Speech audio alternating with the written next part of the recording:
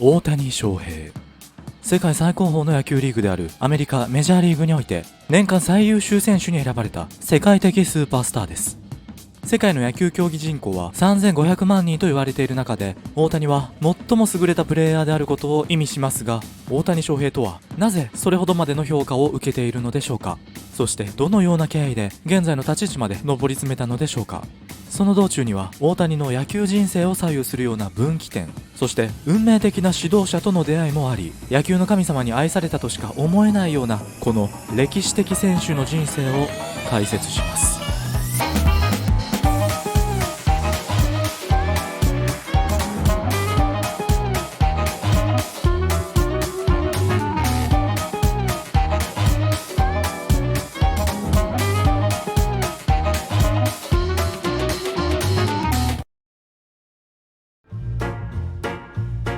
膝をついてもバットが折れてもホームランにできる超人的なパワー、日本人史上最も速いボールを投げられる剛腕、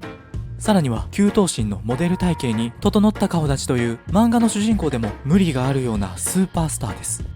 そんな長い野球の歴史でも類を見ないような大谷ですが、ルーツをたどると高校時代ですでに規格外でした。現在から遡ること11年、大谷翔平は岩手県の花巻東高校に在籍し、高校生史上最高球速となる160キロを記録しました。高校野球の世界では130キロが出ればエース格、140キロなら全国大会レベルとされる中、160キロという異常な傑出記録を残し、その上でバッティングでも身長193センチという恵まれた体格を生かした豪快な打撃で、同学年の藤浪晋太郎からホームランを放つなど、スカウト評価は非常に高く、投げてはダルビッシュ、打っては松井秀喜と評されており、プロ入り前から球界を騒がせていました。そんな規格外の大谷は夢も大きく、高校1年生の段階でこのようなマンダラチャート、つまり目標達成のためのマインドマップを作成しており、中央に掲げたドラフト1位指名を8球団からという最大の目標を成し遂げるために必要となる資質を細分化し、道のりを論理的に可視化した図を作っていました。フロントスクワット90キロという数値的な内容もあると思えば、下の方には運という非科学的な要素も掲げ、運を得るためには審判さんへの態度やゴミ拾いなど大谷の人柄が垣間見える記載もあり、日頃の行いの小さな積み重ねが人生においては非常に大切であると考えている様子が見て取れます。この図にもある通り、高校1年時点では日本球界へドラフト1で入ることを考えていた大谷ですが、高校3年生時点ではすでにメジャーリーグの球団からもスカウティングされており、実際にドジャースやレッドソックスは大谷とコンタクトを取り、面談を重ねるうちに大谷の夢もスケールアップ、世界舞台で活躍するためにも一日でも早くメジャーリーグに挑戦したいという気持ちが徐々に高まっていきます。そしてドラフト会議直前の10月、大谷は日本の球団には入らず、高校卒業後直接メジャーリーグへ挑戦すると表明。高卒でそのままメジャー移籍した選手は日本では過去誰もいませんでしたが、大谷はかつての野茂英雄選手のように誰もやってこなかったことをやりたいと話し、メジャー傘下のマイナーリーグでまずは経験を積む覚悟をし、将来的にメジャー契約を勝ち取る夢を掲げ渡米を決意しました。この表明はすなわち日本国内でのドラフト会議で自分を指名しても入団拒否することになりますという明確な意思表示でもありました。この大谷の会見から4日後、運命のドラフト会議が開かれます。各球団は当然大谷の指名を避け、大谷と並んでこの年の目玉だった藤浪晋太郎や後にソフトバンクのエースとなる東浜直に指名が集まります。ただ、ある1チームだけ大谷翔平という選手にただならぬ思い入れを抱いている球団がありました。そのチームこそ北海道日本ハムファイターズ。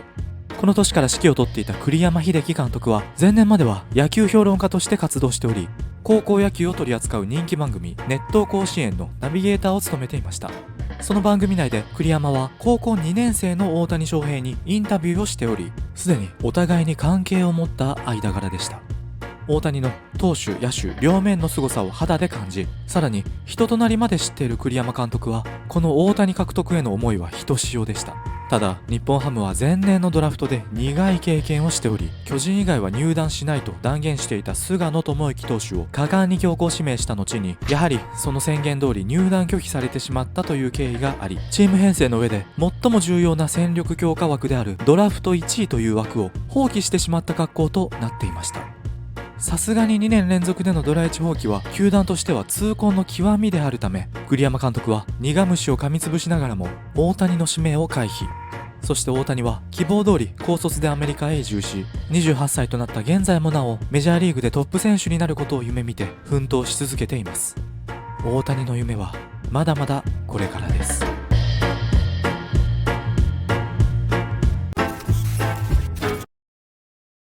なんか野球の神様がそうしなさいって言ってるだけなんで。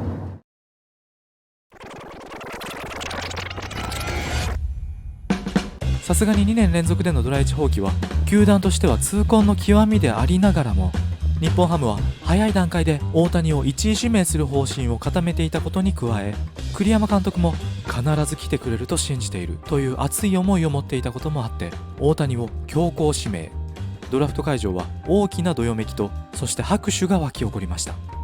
この強行指名に対し取材に応じた大谷は動揺しています。ありがたいお話ですが、アメリカでやりたい気持ちは変わりませんと日本ハム入団は考えておらず、あくまで高卒で渡米という指針は揺るぎないという心境で入団拒否が濃厚となっていました。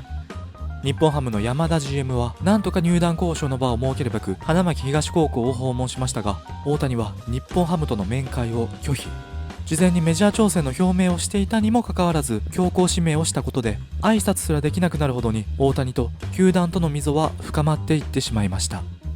このように大谷は全く日本ハムに入団する気がなく、面会にすら応じなかった状況でしたが、いかにして日本ハム入団の道を選んだのでしょうか。その裏には日本ハムの粘り強さ、高い交渉力、そして大谷翔平の夢を後押ししたいという熱意があり、さらに運命的なタイミングで監督に就任していた栗山英樹という大きな存在がありました。日本ハムは面会拒否をされてもめげることなく、今度は岩手県の実家を訪ね、まずは両親への指名挨拶を済ませます。するとそこには大谷翔平本人も顔を出し、山田 GM は驚きを隠しながらも改めての話し合いの場として次回の訪問日までセッティングするという大収穫を得ます。そして何度か話し合いを重ねるうちに大谷の口からアメリカに行きたいのではなくメジャーで活躍したいという具体的な夢を聞き出し、目の前の渡米にこだわっているのではなく、あくまでメジャーでの活躍を最大の目標にしているということが共通認識として整理されました。後に栗山監督はこの時の大谷のスタンスを振り返り、アメリカに行きたいというなら難しかったがメジャーでの活躍という夢なら勝機はあると思ったと話します。栗山監督は野球評論家時代にメジャーリーグ、マイナーリーグの両方を何度も取材しており、その中ではマイナーの劣悪な練習環境やダルビッシュ投手のように日本でスター選手のままメジャー契約を勝ち取った選手など、アメリカ野球の酸いも甘いも知り尽くしており、この取材経験からメジャー移籍に関するある一つの確信を持っていました。それはメジャーで成功するには日本球界を経由するしかないということです。日本ハムの上層部は大谷がメジャーで活躍するためのプロセスを具体的に考え、大谷翔平君夢への道しるべという30ページに及ぶ資料を作成。3つの観点で日本ハムに入団する意義を提示しました。1つ目は高卒でメジャー契約を勝ち取るまでの過酷な現実、そして高卒でメジャー挑戦したアジア人で活躍できた実例が限りなくゼロに近いこと。3つ目が高卒の選手が日本球界を経てメジャートップレベルに上り詰めた過程。これらをあくまで実例をベースに客観的な数値に基づき、綺麗事一切なしの論理的なプレゼンを行いました。それだけにとどまらず、投手としても野手としても天賦の才を秘めた大谷を二刀流選手という前代未聞の起用法で並行してチャレンジさせることも明言。大谷はプロ入り前は二刀流起用など考えたこともなかったようですが、栗山監督は両方やらせるというニュアンスよりはどちらかをやめさせることが考えられない。例えば松井秀喜にバッターをやめろ、ダルビッシュに投手をやめろと言えますかと、投打両方の才能を最大級に評価し特別起用する方針を掲げました。この提案により大谷目線でも誰もやっていなかったことをやりたいという希望がクリアされるとともに、渡米のタイミングについてもメジャーで活躍するには日本球界を経験した上で渡米することがむしろ最短ルートであるということに大きな納得感を抱き、ついに高卒でのメジャー挑戦を撤回。日本ハムへの入団を決断し、背番号はダルビッシュの11番を引き継ぎました。入団後は栗山監督指導のもと、投手野手を両立させる本格的な二刀流選手として大きな話題を呼びました。しかしながら当時の野球評論家からはどちらかに専念させるべきという声がほとんどで、ご意見番のノムさんは野球をなめるなと言い放ち、イチローは打者派、ダルビッシュは投手派としてコメントを出すなど、その多くがどちらかに専念してトップを取りに行くべきという意見でした。そんな中で王貞治、落合博満、そして松井秀喜などは入団時点から二刀流に賛同しており、共通して本人の意思を尊重すべきで周りが目をつむ必要はないという意見を持っていました。1年目は何度か怪我に見舞われましたが、投手として13登板、打者としても77試合に出場と本格的に二刀流起用が始動。2年目は先発投手として1年間チームに帯同し11勝4敗、打者としても10ホームランを放ち、日本球界史上初の2桁勝利2桁本塁打を記録。この時点ですでに二刀流起用は成功と言える部類でしたが、その後も成績はうなぎ登りで、高卒3年目には投手としてキャリアハイの成績を収め、最多勝、最高勝率、最優秀防御率の投手3冠に。翌4年目には打者としての成長を見せ、ホームランは自己最多の22本。投手としては規定投球回をわずかに下回ったものの無双状態に入り、史上初の10勝20本100安打という比較対象のいない下位記録を樹立しました。チームも日本一に輝いており、大谷は文句なしの MVP を受賞し、この頃にはすでに二刀流否定派は絶滅危惧状態であり、かつては否定的だった多くの評論家たちも投打に活躍する大谷を手放しに称賛しました。そして来たる2017年オフ、23歳となった大谷はついにメジャー挑戦の資格を手にし、ポスティングでの移籍を表明。前年に制定された MLB 規定により、25歳未満でのメジャー移籍は初年度の年俸が6000万円になり、大谷クラスには考えられない安値でしたが、大谷は富や名誉よりも自己実現を優先するという、私たちのような下民とは真逆の生き方をしているため、球団選びもいかに自分がプレーしやすい環境であるかを判断軸にします。球界の至宝である大谷にメジャーリーグの全30球団が獲得の意向を見せましたが、書類選考の結果7球団にまで絞り、最終候補としてはマリナーズとエンゼルスの2択となりました。実はこの段階ではマリナーズ優勢という報道が多かったのですが、最終的には言葉では説明できないけれど性に合うと感じたという理由でエンゼルス入団を決めました。その入団会見では、メジャーで一番の選手になりたいとしっかりと伏線を張ることを忘れない主人公らしい一面を見せています。しかし大谷はオープン戦で投打にわたり精彩を欠き、この頃には再びメジャーでは二刀流は難しいのではないかというお決まりの議論も再燃。アメリカメディアでは、正直大谷は高校生レベル、エンゼルスは大谷をスーパーマンだと勘違いしているようだが、彼は人間である、まずはマイナーで経験を、移動の少ない日本だからできた起用、メジャーでは投手野手のどちらかに専念して話が始まるのはそれからだと否定的な報道が散見されました。そんな愚か者たちを大谷は開幕後わずか10日間で黙らせます。まずは投手として挨拶代わりに初登板初勝利を挙げると、その2日後には打者として初ホームランも記録。開幕10試合時点で2勝3本塁打という99年ぶりの記録を達成し、週間 MVP も受賞します。衝撃的なメジャーデビューとなりましたが、その後6月に右肘を損傷した後は打者に専念。投げられないなら打てばいいという漫画のような選手で、初年度は打率2割8分5厘、22本塁打、61打点、10盗塁を記録し、日本人初年度の本塁打数としては松井秀喜や城島健司を抜き歴代最多となりました。投手としては10登板にとどまりましたが、4勝2敗、防御率 3.31 の好成績でメジャー史上初の10登板、20本塁打、10盗塁を達成し、この活躍で見事新人王を受賞。日本人としては野茂、佐々木、イチローに続いて史上4人目の快挙でした。その後は右肘手術の影響で打者のみでの出場が続いていましたが、完全に回復した2021年は本格的に二刀流を解禁。先発ローテーションとして安定した投球を続ける一方で、登板日以外は野手として出続けるという無尽蔵のタフネスぶりで走り続け、夏場には手をつけられないほどにホームランを量産し、前半戦だけで33ホームランを記録。この時点で松井秀喜の持っていたアジア人としての最多本塁打記録を更新し、これには松井も、自分はメジャーでは中距離バッターだったが大谷君こそが本物の長距離バッターと謙虚な姿勢で賛辞を送りました。後半戦は厳しい攻めが増え、ややペースダウンしたものの、最終的にリーグ3位の46ホームランに加え100打点も達成。さらに盗塁もリーグ5位の26盗塁。その上で投手としては9勝2敗、防御率は 3.18 と世界一レベルの高い野球リーグで走攻投にわたりトップレベルの成績を収めます。細かい数値を見ても色々とおかしく、得点圏での OPS はリーグトップでありながら、得点圏被打率もリーグトップ。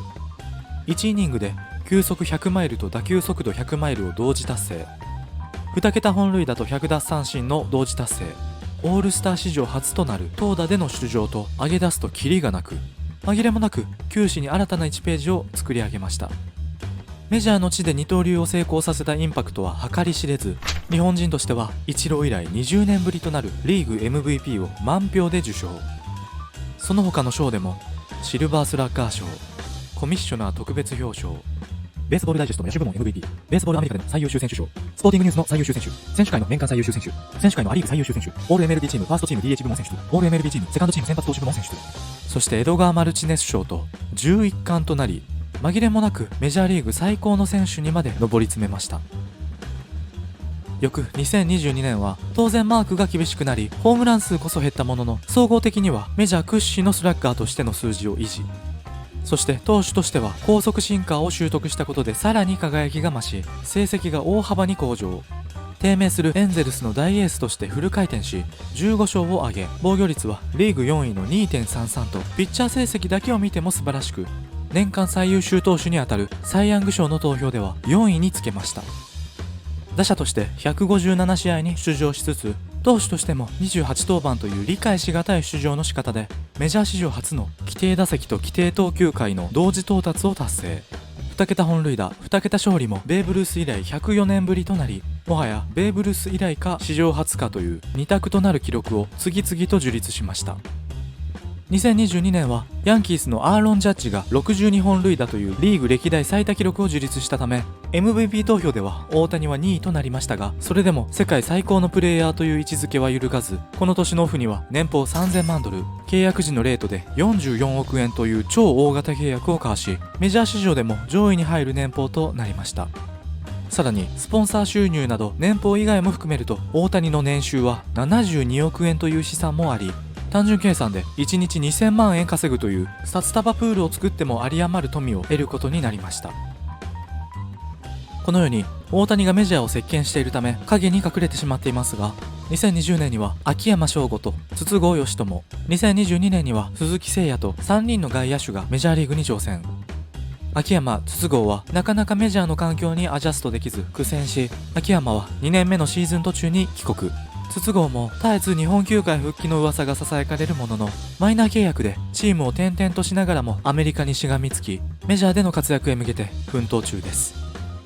カブスの鈴木誠也に関しては1年目は怪我がありながらも2割6分2厘、14本塁打と一定の成績は残し、守備でも強肩で走者を刺す場面も見られました。後半戦は弱点であるチェンジアップを多投され苦しみましたが、この課題さえ克服できれば成績はさらに飛躍する可能性を秘めています。さらに2023年からは吉田正尚がレッドソックス、千賀滉大はメッツとそれぞれ長期契約を締結。総額はこのようになっており、かつてイチローが最初に結んだ契約が3年総額1400万円だったことを考えると、いかに高騰しているかがよくわかります。もちろん昨今のメジャーリーグ収益の伸長、アメリカ経済全体のインフレなど外的要因もありますが、やはり投手では野茂、打者ではイチローがメジャーを開拓し、ダルビッシュやマー君の成功、そして大谷翔平という新時代のスーパースター誕生という先輩たちが築き上げてきた奇跡が間違いなく近年の日本人選手の年俸高騰につながっていることと思います。そして大谷翔平に話を戻すと、2023年の WBC では侍ジャパンに選出され、代表監督はかつての恩師栗山英樹。実に5年ぶりに監督・選手という間柄になりました。現在でこそ世界的スーパースターとなった大谷翔平ですが、やはりこの栗山監督と英断をした日本ハム球団の功績はあまりにも大きく、大谷は一度は高卒でマイナーリーガーになる決断をしていたという事実があり、さらに栗山監督がいなければ二刀流起用もされていなかった可能性まで考えると、大げさかもしれませんが、野球の神様に運命的に導かれてこの道のりを歩んできたように見えます。WBC 事前会見での大谷と栗山監督のやり取りからも2人の強い信頼関係が見て取れました。2人の初対面は大谷がまだ高校2年生の頃、当時と比べると立場も体格も顔つきも変わりましたが、栗山監督と話しているその柔らかい表情はどこか当時の面影を残しているようにも感じます。WBC に合流してからもベンチではしゃぐ姿やチームメイトにいたずらをする姿、そしてシーズン中にはグラウンドのゴミを拾ったり審判とも談笑する姿があったように、世界のトップ選手となった現在でも岩手県の小さな町で野球をしていたあの頃の気持ちを忘れずに持ち続けているようです。